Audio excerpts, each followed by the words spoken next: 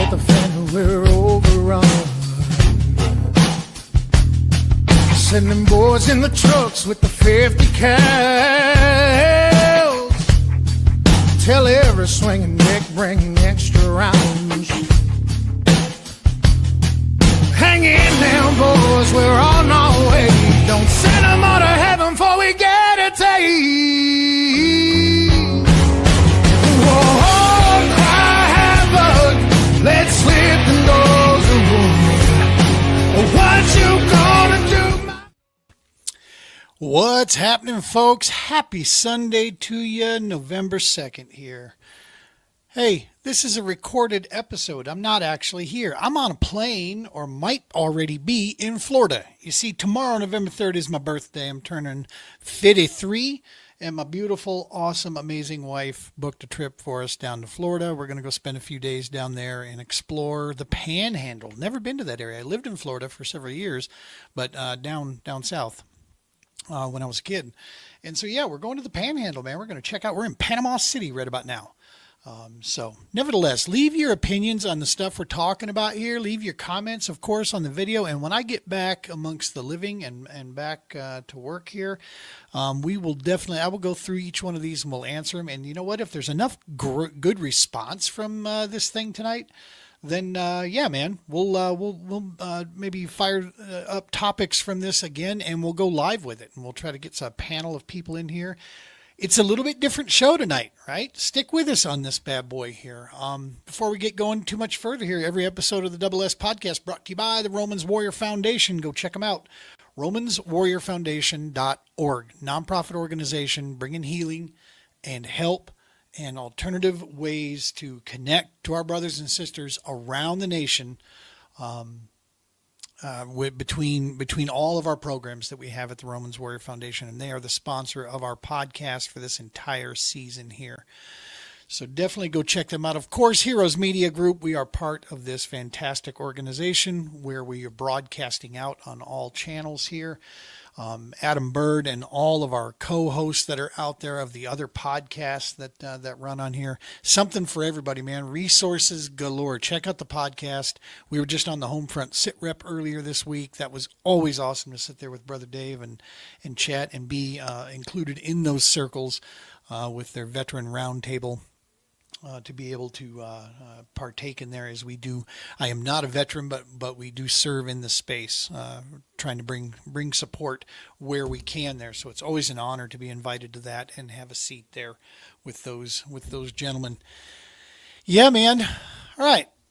So tonight on this episode, we're going to do something a little different. I got no interviews lined up. We're going to talk about some somewhat heavy topics, if you will. And it all relates into the veteran and first responder space, of course, because it's more general. We're talking over several topics here that we're going to cover. And everything that you're about to hear is my opinion. And I feel pretty strong about it, about these things, about where we're at in our life, with these different deals. And so, yeah, what we're going to try to do is we're going to try to break some stuff down and try to find some understanding here on a few areas here that can really help. So without further ado, we are going to go ahead and we're going to get downrange with this stuff.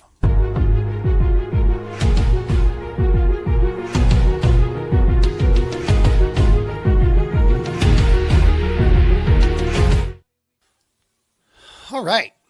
So, downrange with current events. What's current event? The biggest thing is probably a lot of the voting, right? Elections. Hey, man, if you got a beef, if you got an opinion, go vote. When you think about 330 million people in this country, and on average, less than 50% of the people of this country vote, it's pretty crazy how social media gets dominated with opinions and shit when half the people out there don't even actually exercise a civic right that they've been given, the right to vote. It's kind of interesting when you look at that. I mean, everybody you talk to has got an opinion on something, right? Lord knows that. But when you look at the numbers of how many people actually get out there and vote, it's almost, I want to say it's pretty damn low.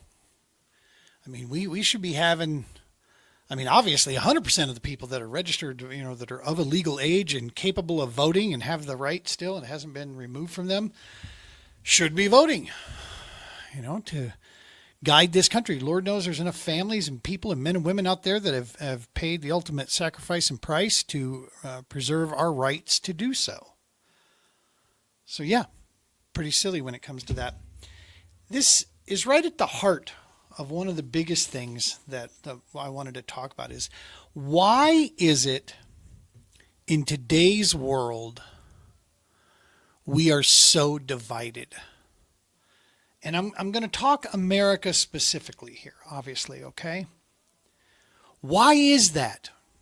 A lot of people have different opinions as to why that is, and who did this and who did that, and this side's this and that side's that. I'm going to say this real clear, and I 100% absolutely, completely believe this in my heart of hearts. If you think our issues are a left issue or a right issue, you haven't looked close enough yet. All I'm going to tell you is look closer. Now, it's easy to say that because that makes sense in our head, right? We can resonate with that. It's why, literally you go way back. Name calling. Why do people give somebody a name or insult them with a name or whatever? It's because if I can put a label on something as a human being, well, now I know right where to put it. In my head, in my decision-making process, if I can label somebody as something, now they have a place. If I don't label them, if I don't have an idea, well, I don't know what to do with them right now. Okay, this is how our mind operates. I call this person a jackwagon. Well, now in my head, jackwagons hold this position when it comes to determining whether or not I want to listen to them, hear them, do I believe them, anything they say.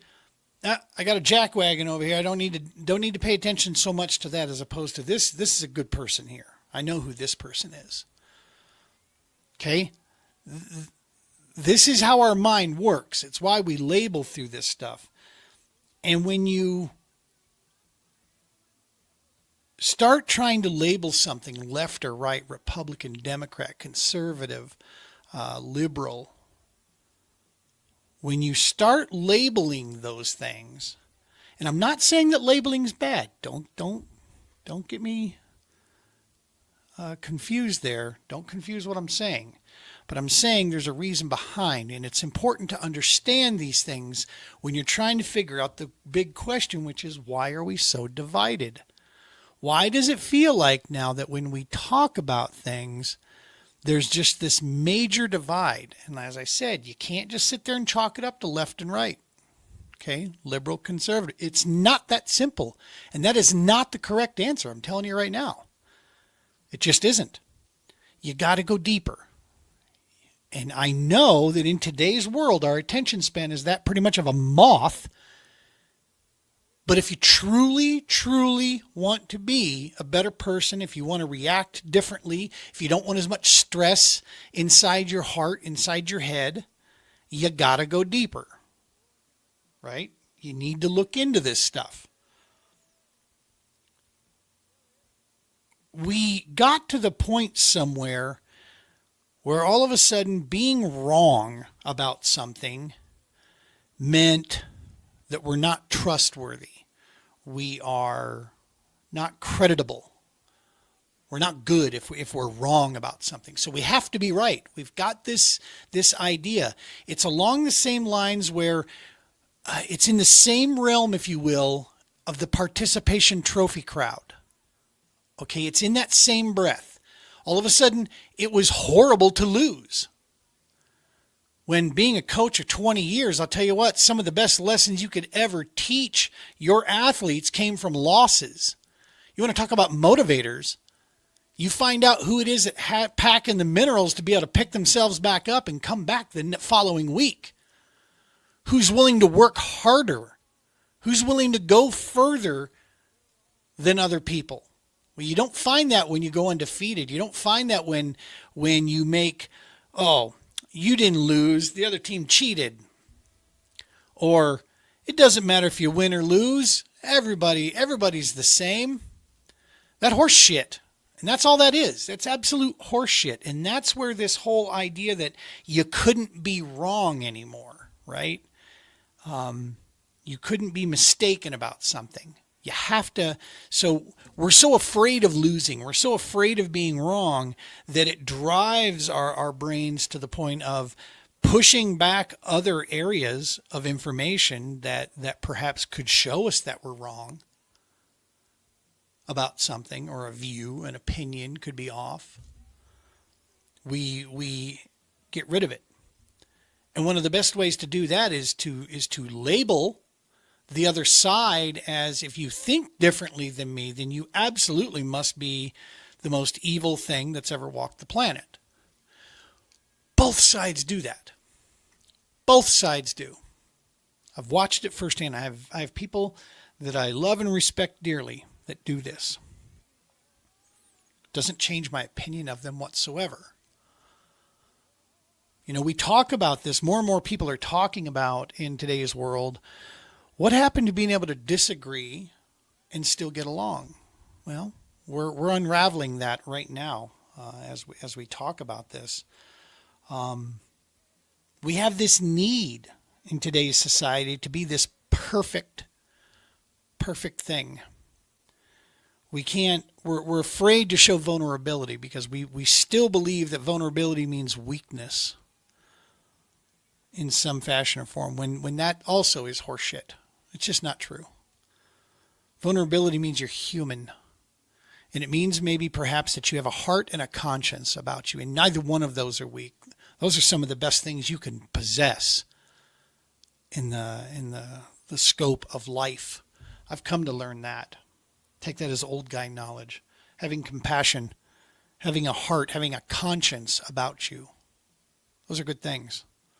Those are not weak things. Will there be people out there, or instances or forces or powers, that will look to exploit those in you and use them as some weakness in your armor? Yes, they will. Yes, it will. Yes, they will. And it will be your charge to prevent that. It will be your charge at that point to strengthen up further with fortitude, integrity, honor, character, and truth. Here we come to another one as we're trying to unravel this. Why are we so divided? Somewhere along the way, we started using these terms that this is my truth, or speak your truth. This, oh my gosh, take another mushroom, smoke another bowl, whatever it is that you need to get to that frame of mind where you think that there is more than one truth when it comes to certain areas. When you grind it down, there is one truth, and there is not truth. There is fact, and then there's not fact. This is objective information here, okay? Does the possibility exist for another alternative view of these things? Certainly does. In which point, until fact can be presented in that case, it then becomes opinion, not truth. We have a truth of a situation and we have not a truth of a situation. It's like the difference between what's good and what's bad. There is good and then there is bad. These are not difficult concepts. There's right and then there's wrong. Now, what's right for one person might not be right for another, Gene. Perhaps. Maybe these are your social constructs that you always hear people talk about, and we immediately think that's a bad thing. I'm not sure why we think that's a bad thing. We have a culture here in America, and we have a society here that has been created.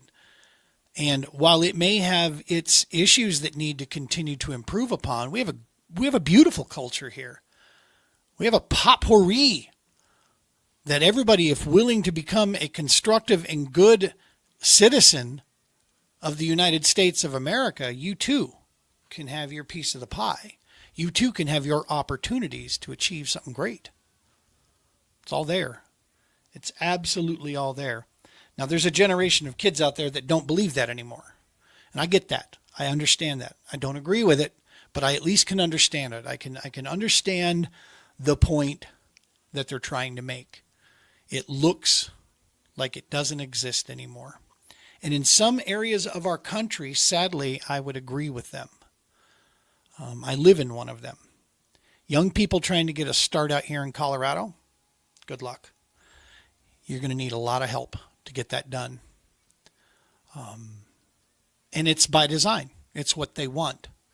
They don't want that. They don't want that up and comer here in the state. Clearly, if they did, they would set up programs and set up a market that would promote that. And they don't. They want existing money flowing in. That's what they want.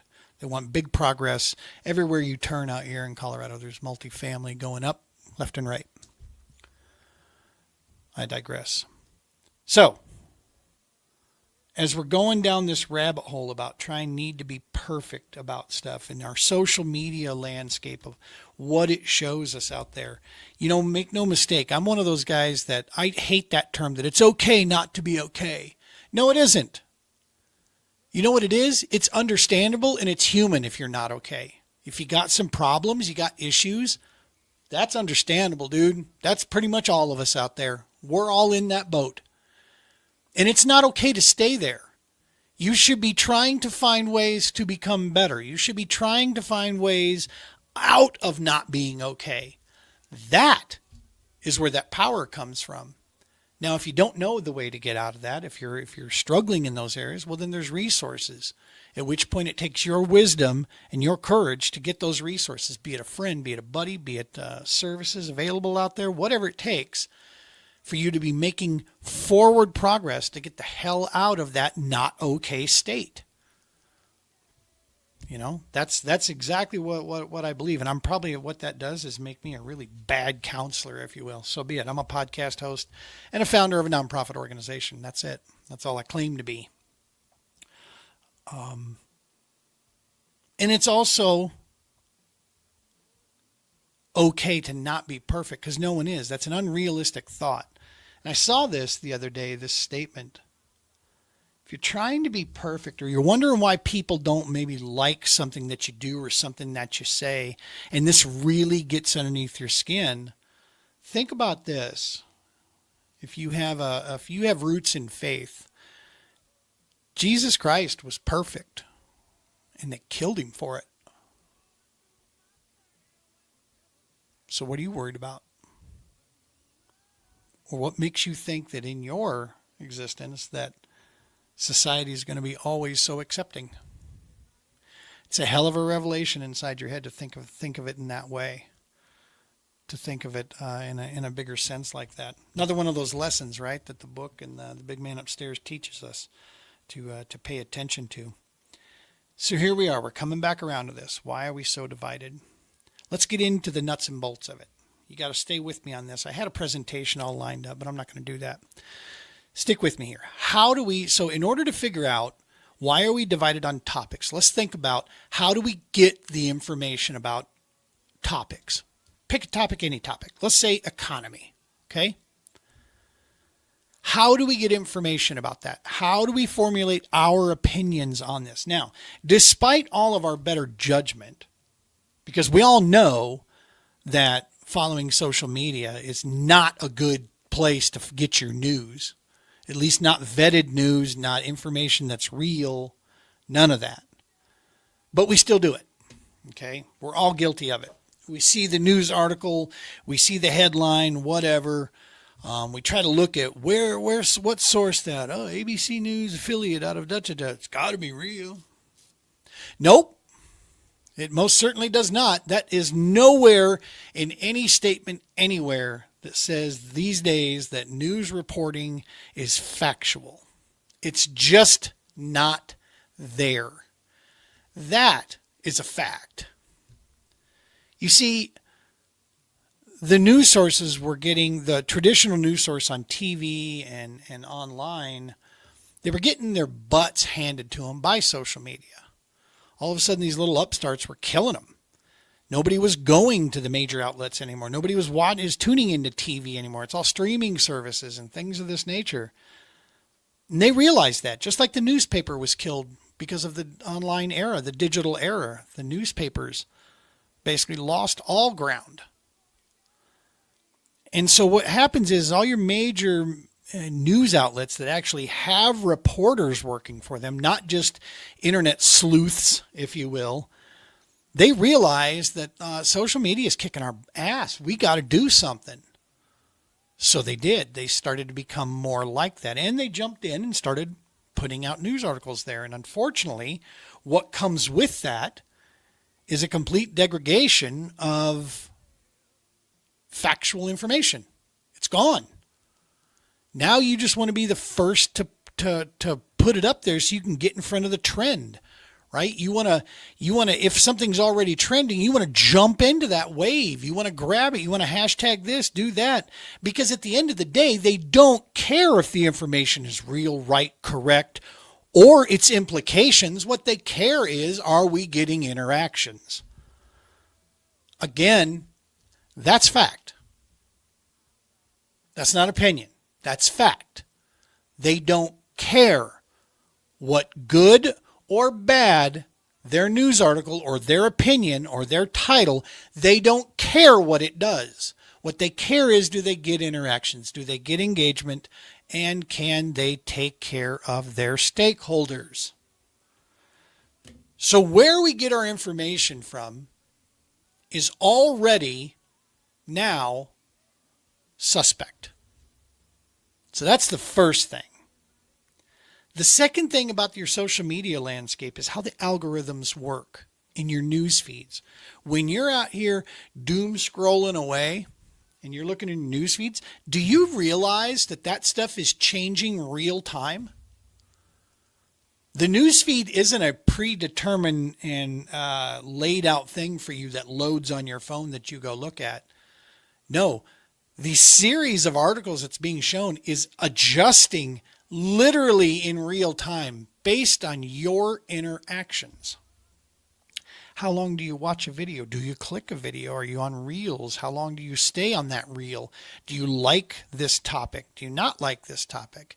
Do you choose to hide this post or not follow this person? Or do you, LOL, do you comment on something? All of that is brought into the algorithm, the changing of information that's being put in front of you. So let's take the economy, and let's say we come up and we see this talk and it's got somebody from the, camp A who's talking about something, and we like that post. Well, the next thing we scroll to is another person, somebody else that's agreeing, saying the same thing. Well, yeah. And then the next thing that we slide to is now somebody else or something else, or maybe an influencer we've never seen, but saying the same thing. They're agreeing with you on what you liked or that viewpoint. Absolutely 100% confirmed. The algorithms will hit you with what they think you like. And they've gotten, with AI these days, folks, they've gotten damn good at figuring out what you like and what you don't like.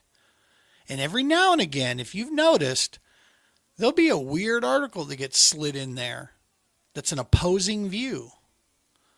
And if you choose to hide that or whatever, that just concretes the algorithm. But if you happen to interact with that one, well, now you're getting both sides for at least a little while.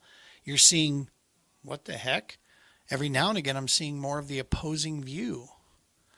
It's a rarity, but it occurs.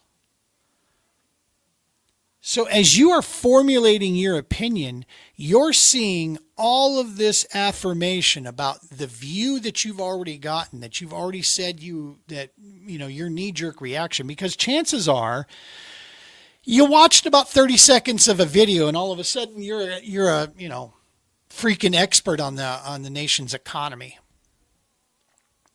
because what that person said resonated with you and made total sense in your head. Therefore,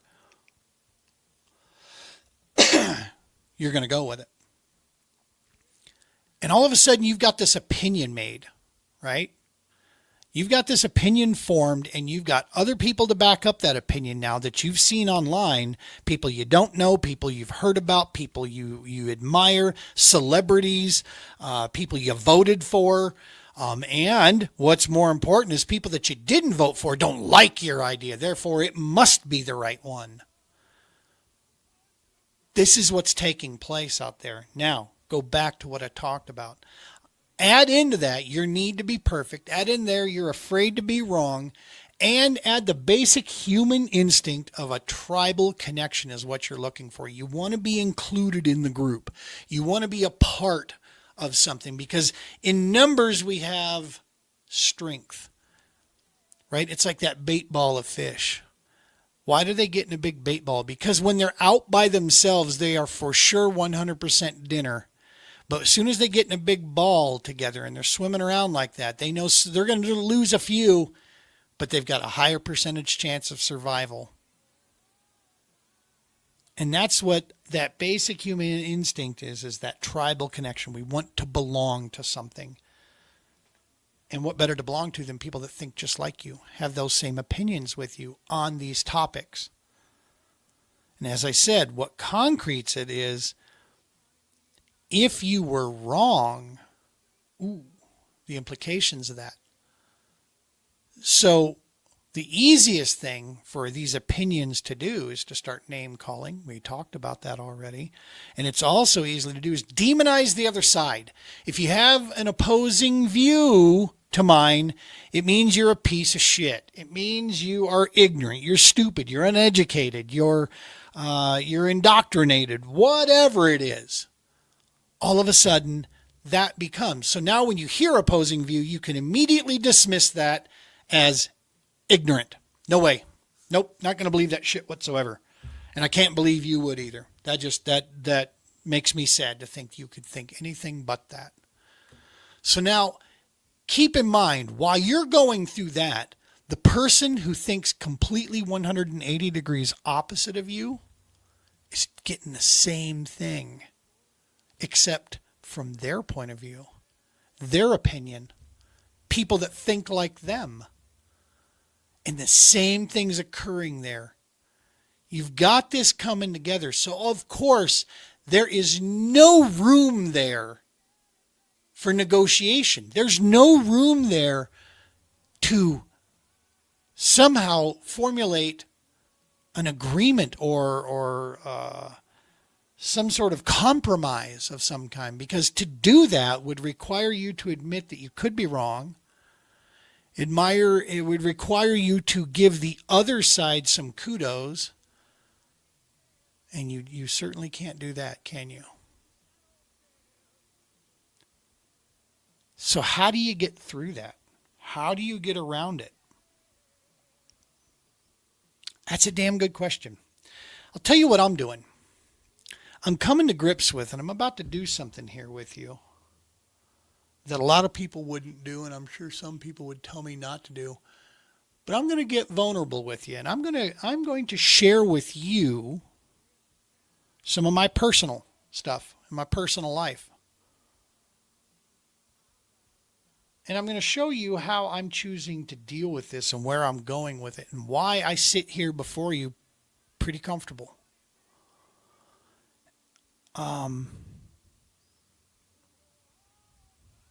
I've had this nonprofit for a few years. I've had this idea for a couple of years before that. Had to give up a lot of stuff. And had to really question what it is that my definition of being a man is. You know, and we live in a world where, you know, male toxicity, garbage. Shut up. Everybody's a victim, right? I can't stand that. I have no time for the victim mentality. Get over it. Work your way through it. Sorry, I was a very poor kid raised by a single mom who didn't graduate the ninth grade, dude, and she busted her butt. Did she do great? No, she screwed up a ton. Now that I'm a 50-some-year-old, I look at my mother. She was as imperfect as it quite possibly you can get. Every day she opens her pie hole, and she's in her 90s now, bless her heart. She opens her pie hole when she shouldn't. She sticks her foot in her mouth all the time. And I still love her dearly.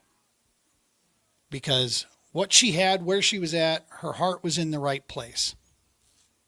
And she did her best to raise the kids that she had. And never once did she sit there looking for a handout. Never once did she claim us to be victims. We had to fight for what we got. Pretty much even lunch and dinner we had to. And we did. And I'm proud of that. Wasn't born with a silver spoon. Matter of fact, had one of my own siblings tell me, who do you think you are? Where do you think we come from? And I rejected her 100%. It was my own sister.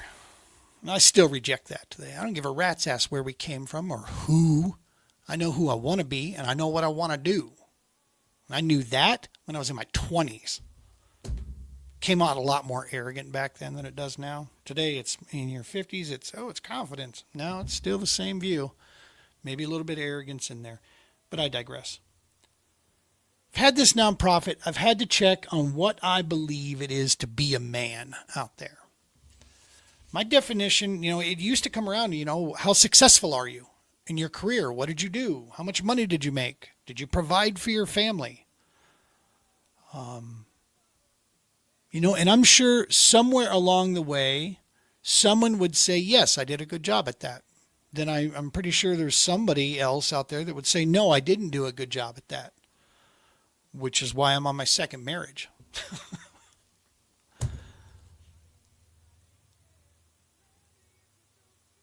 And I realized as time went on, well, none of that. It's not about money. It's not about success.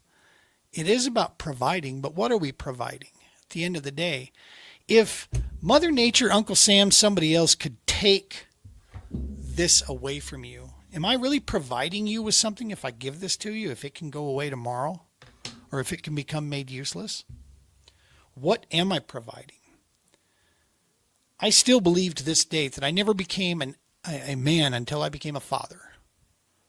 When I became a father with my daughter, I understood at that point what my responsibilities were going to be. I had no clue the expanse of it, of course, but I could really set it down to 4 things. First and foremost thing, to be a man, my job was to protect my children and my family. Not because they needed the protection necessarily, but because they deserved the protection. And it was my responsibility to provide that. I had more tools available to me to provide that protection than anybody else did in our family. Therefore, it should be my responsibility to do so. The other area was my job was to teach my family, teach my children things that would carry with them through life. How to deal with issues, how to deal with loss, how to deal with success. What should we label as success? Teach, guide, if you will. The other principle was to love them. Something I didn't have as a kid. I didn't have until I was way late into my teens. I never really understood what a father figure truly was. It was my mother and I and my brother. That was it. So I didn't really know how a dad, I knew what I saw on TV, right? Some of the dads, pretty cool. But keep in mind, y'all, I grew up in that era of Archie Bunker. I was thinking, damn, kind of glad I don't have that around the house. So when I was looking at that, I realized at that point, though, it'll be my job to show them unconditional love. Even when they disappoint me, even when they screw up, when they make bad choices, I will still love them. And I will do my best to teach them and protect them along the way. And last but not least in my mind was to set the example. I so desperately wanted to show my daughter what it was to be a positive male influence in her life. Of what being a man should be. And hopefully that one day she sought out similar traits with somebody that she chose to be with for the rest of her life. So you try to do that. Now you can drill that down to, again, to job or whatever it else may be. But really at the end of the day, we're talking about things that actually impact and last. How we interact with other people, what we choose to do in this world, how we choose to live our life. All of those things wrap around that. When I started this nonprofit, I wasn't quite sure how to get it done. I have a master's degree in business administration. I have a bachelor's degree in IT management. I've owned several small businesses. Feel pretty strong in those areas, but never in a nonprofit, so I wasn't sure exactly how to get that done. And so we started on the path, and then a year into it, we became an official nonprofit. And in those 3 years, we've had people come and go as far as collaborators and volunteers with us. And there's a couple areas that I'm pretty damn proud of. You can 100% question my experience. You can 100% question my methods that I use to run this nonprofit or to run the podcast, whatever it may be. You can question the people I choose to associate with. All of those things are legit. I'm never gonna think less of you if you don't like my decisions in those areas whatsoever. The one thing, however, that I am extremely proud of, that I stand strong to, is the one thing you can't question is my integrity or my heart. Because those are two things that I know 100%. Remember, let's go way back to the beginning of this conversation. There's truth, there's right, there's good, and then there's the other sides. And the truth of the matter is, my heart is in serving those that serve or have served 100%. I am not here for personal gain. I'm not here for hoopla or to get plaques or to be recognized for this and for that. Thanks to those who have, doesn't really do it for me. What I am here to do is build an organization that goes way beyond me. And that's what I'm trying to do every day.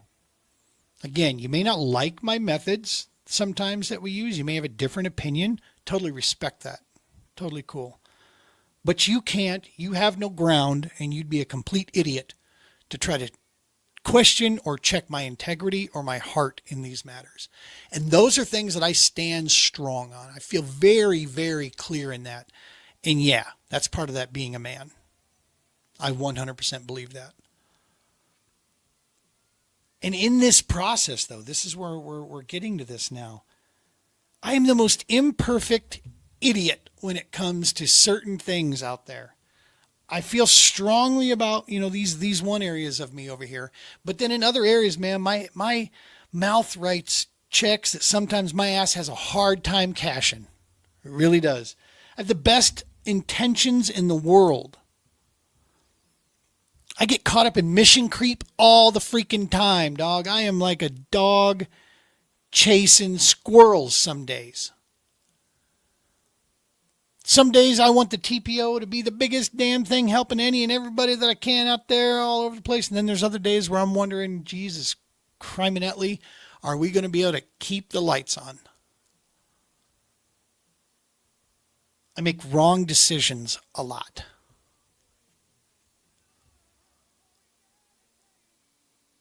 Don't always take the path that I probably should take in a lot of cases. And all that's okay. In our social media world, we see just the good things of people all the time. And I'm just the same. I post just the fun, cool trips, the thises and the that's. What you don't see are the things going on in my personal life. And I'm going to share a couple of those with you for this purpose. Not because I want your admiration, not because I want your feedback on my situation. I'm handling my own business, all right?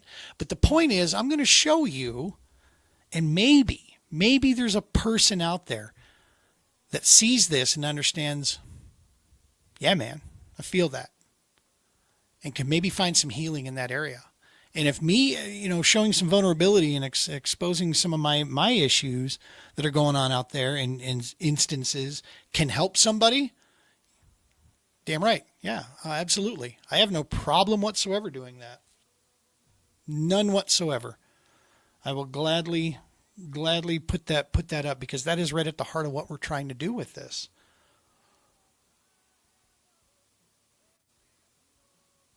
A while back, my family is, as I said, we have very, very modest trailer park life, right? That's all of us. That's where we came from growing up. And I have two sisters, a brother, and a mother. And I've got a niece and a nephew. That's my blood-related family that's out there. I have two guys that I consider brothers. I've known them for long enough. There's always some sort of drama going on between the girls. Whether it's my two sisters are arguing, or my mom is arguing with one of the, having a issue with one of them, this and that. It's been going on for years. It just always has. At one time, my mother and I didn't speak for almost 2 years. Just over differences and issues, family-related stuff of how we handled certain things, and just getting angry with each other and just, fighting amongst family. Well, right now, the middle kid, because I'm the youngest of four, the middle sister, she and my mother have had a falling out, and they haven't been speaking to each other and this and that. And they're both, I'll tell you right now, they're both to blame. There's no question about it. I've stayed neutral through this thing the whole time, and they both got their issues through this whole thing. One absolutely just doesn't want to resolve the issue. The other would be willing to resolve it, but neither here nor there. Well, last Christmas time, I think it was, Christmas or Thanksgiving, I sent a big text, because they all live in Minnesota, and I sent a big text to my two sisters, my mother, and my brother. And I said, hey, Merry Christmas, everybody. Hope you all have a great deal. My sister responded. And then my mother snaps off with some snide, shitty remark of some kind. And next thing I know, I get a private text from my sister saying, hey, Gene, in the future, I just appreciate you don't include me in that stuff anymore. I'm like, okay, cool. Well, now I find out through the grapevine, because I tried to, we don't talk much, but I tried to send a text wishing my sister a happy birthday and never heard a dang thing from it. I'm like, wow, okay, now she's just, cut us off too? We're not even going to talk anymore? Is that where we're at? Is that what we've come to? And I get word, because they're still talking to my daughter that's out there in Minnesota as well, and I get word that, yeah, apparently I screwed up, man. How dare me include everybody in that text there? I just started World War III, you'd swear. I'll tell you what, dude, I lost my, how dare I wish you Merry Christmas, huh? You idiots. Oh my God. This is what I talked about. People just can't get over themselves these days. Humility is just not something that's there. And I hope they understand where they're going with this, because you cut off people from your life, well, then you live in that. Don't try to come back later for your own, peace of mind to try to do something, when you're standing there over a casket of some kind. You remember your choices and you live in that. And I'll tell you what, man, when you get to the stage in life where I'm at right now, which is, I understand I have less years in front of me than I do behind me. Mortality kicks in, and that doesn't put fear in me whatsoever any longer. I don't fear that. But I am paying real close attention to how my actions interact with other people out there. And I do believe 100% in the fact that you should be held accountable for being a turd or being a good person. 100%. I don't think you should be let them know. You shouldn't get a trophy if you've been an ass. Okay, you should get an ass label is what you should get. And that's that. Some people ask, well, Gene, why would you share, your personal information? Because I'll be honest with you, there's probably 2 people right now that are watching this podcast 45 minutes into it. I love you too, people, by the way. Thank you very much for sticking with us. Not a single member of my family will probably watch this podcast to this point. I'm well aware of that. Fine. Totally cool. And if they do, I'm glad, because then maybe they'll get a chance to see. They'll kind of see where my brain is at. I'll tell you, signs have been presenting themselves. My relationship with faith has been a roller coaster. Didn't grow up in the church. Went to church every now and again, but I grew up understanding the story. I was taught that. I was taught the story of the Bible, taught the story of Jesus. And my mother's always been a believer.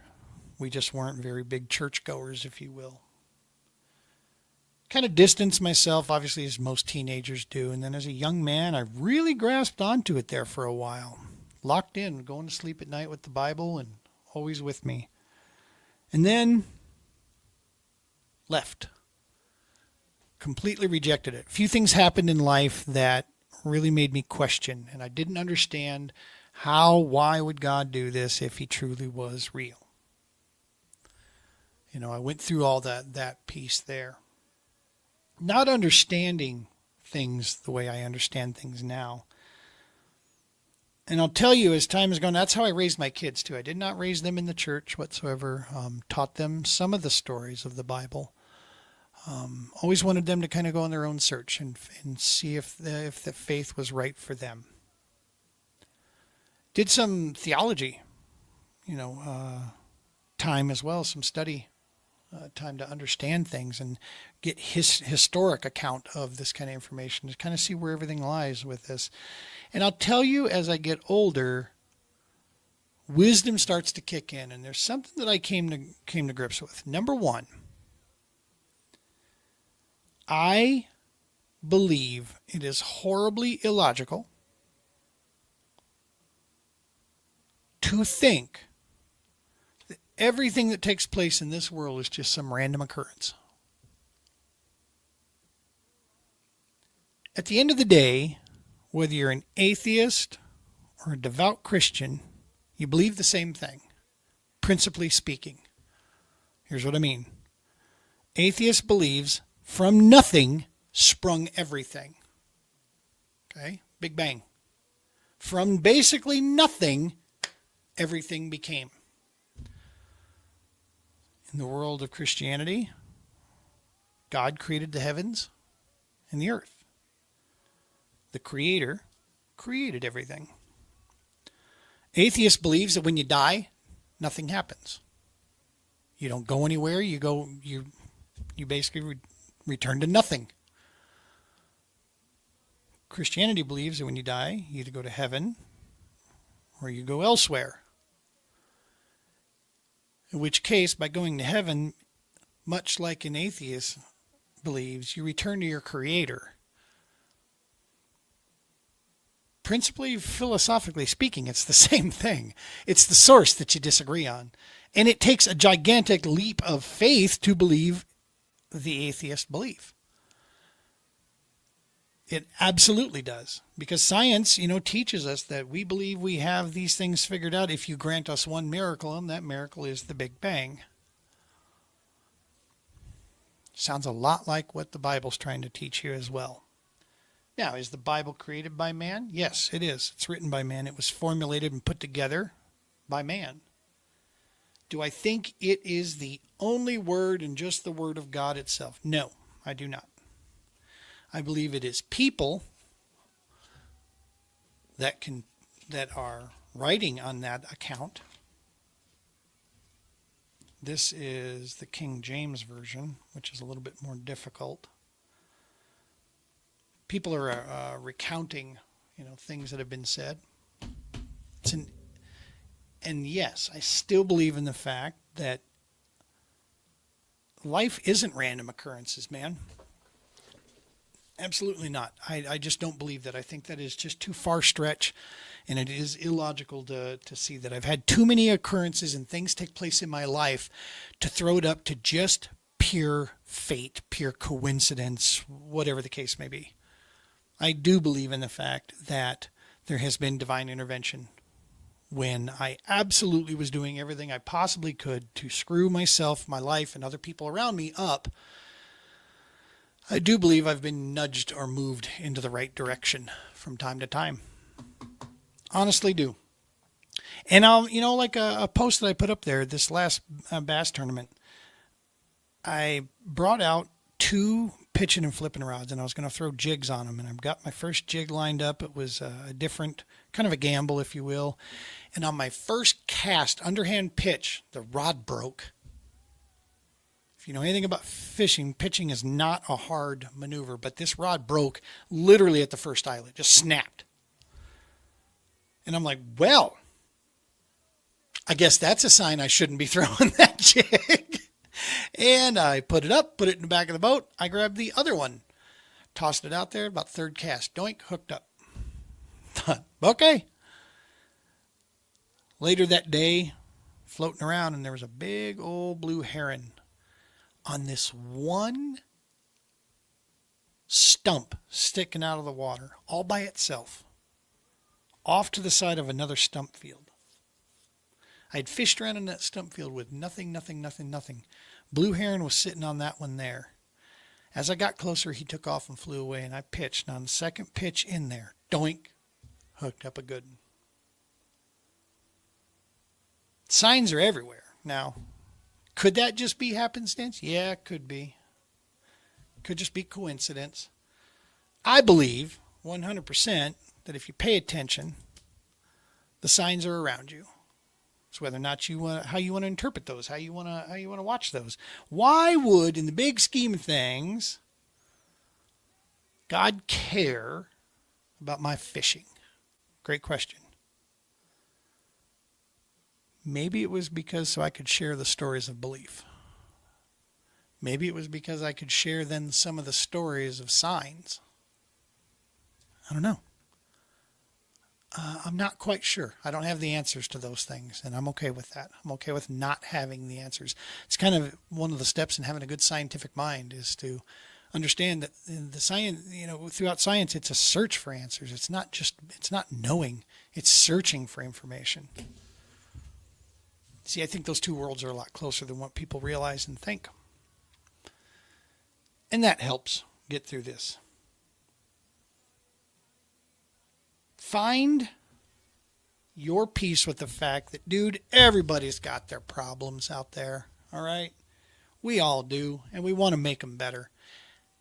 How do you treat people around you? What's in your heart? One of the things that I used to teach kids in youth athletics, integrity, or this was once told to me by a business mentor of mine who happened to be a Marine captain. And the term was, the measure of a man is what he does when no one's looking. That's integrity. That's character.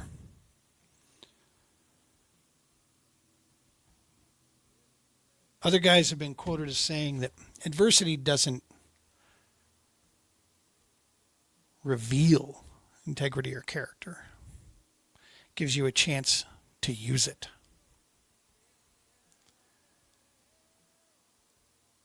And I think in all of those little philosophies and those things, that's where we find that peace inside of our head. I'm comfortable in the fact, Jack, that I know that, dude, I am anything but perfect. I got more flaws than you can count. But like I told you before, the one thing I am sound in, that I feel unmatched in, is my heart and my integrity when it comes to my purpose and what I'm doing. Those things are sound. And to me right now, man, that's a foundation, right? Everything else I'll keep working on every day. And I'm going to help those around me do the same thing. So take heart, dude. You don't need to be the perfect package. Okay? You don't. Have a good, sound foundation about you. Have the desire to be in a better position. And every day, take small steps in that direction. Every day, keep working towards that. I have to check myself driving down the road all the time. Someone driving, especially in Colorado, they cut me off or they're jamming on the brakes or whatever, and I'm in there yelling at them, and then I keep telling myself, dude, check yourself. Why are you getting so mad? It's not easy. It's a daily routine. Trust me, I want to choke the piss out of so many people most of the time. I know that on social media, when you see me out there in the shows or here, we keep ourselves a nice, even keeled. Trust me, there's a kid long ago that was angry at the world that still lives inside of me. And my knee-jerk reaction includes a lot of elbows and a lot of choking and a lot of kicking and a lot of punching. And it's a daily routine for me to keep that in check and keep wanting to be better. Keep spreading forward love, keep spreading forward support, positivity. And that's where we need to be, dude. That's where we need to be. Acceptance. Think about this in a lineage. That's what I'm going to leave you with. Acceptance is far greater than tolerance. Okay, tolerance, I don't like that. If you tolerate something. That's like saying, you tolerate, this person's bratty kid because you want to date this person. Dude, if you got a bratty kid, they got a bratty kid. It's still not going to take that away just because you're tolerating it. Because there'll come a point where your tolerance will be gone. Acceptance. Acceptance is greater than tolerance. And neither one of those two is greater than, because both of those two things are less than understanding. Listen and strive to understand.